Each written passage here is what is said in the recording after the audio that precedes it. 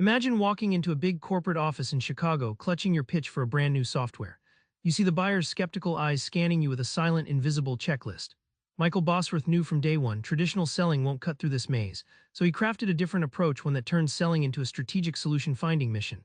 But how exactly do you shift from pitch guy to trusted problem solver? That's the secret winding through every page of solution selling.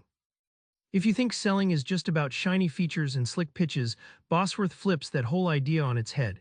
Here, selling is about digging deep into real problems, not selling products.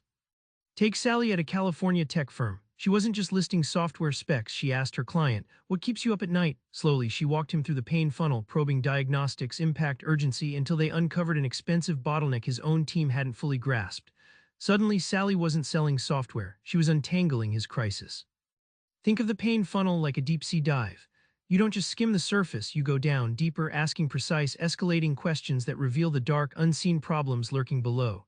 This isn't sales chatter, it's a guided expedition into the client's world, where the real treasure is the problems crying to be solved. Here's the magic: instead of battling objections, you co-create solutions. Buyers suddenly stop defending, they start leaning in. They're not just customers, they're collaborators, eager to buy because they see themselves in the solution, not tricked by a product pitch. That's how you build trust and close with confidence. Selling is a dance, and Bosworth insists on not stepping on toes. Matching your moves to the buyer's rhythm means knowing exactly when to push, when to pull back, and how to keep the momentum rolling. In the corridors of a Dallas manufacturing company, Mike learned that chasing the CEO head-on rarely worked. Instead, he mapped out the buying committee's rhythm, the CFO's monthly reviews, the engineer's testing phase, the CEO's final nod. This timing wasn't guesswork, it was strategy. By hitting each beat perfectly, Mike won the contract weeks ahead of rivals. Imagine selling like surfing a wave. You can't muscle the wave into breaking early or too late. You have to feel its rise, match its power, and glide with precision. Bosworth's method helps you sense the buyer's current, their tempo, hesitations, approvals, so your sales ride flows naturally, no wipeouts, no forcing. The real clincher: gaining access to the decision makers early enough to influence the momentum. It's not about brute force, but knowing whose permission matters, who sets the budget, who persuades the team. Control isn't about domination, it's about earning a seat at the table before the final handshake.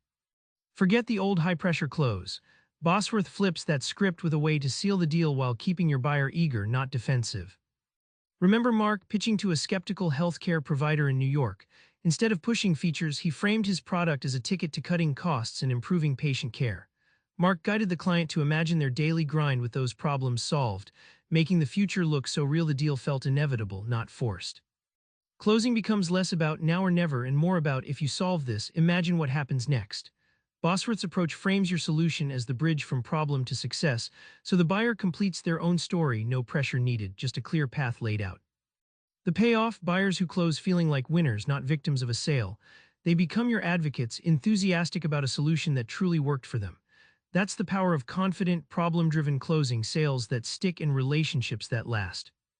Back in that Chicago conference room, picture this. Instead of hitting the buyer with features, you've just unraveled their biggest headaches and mapped out their win.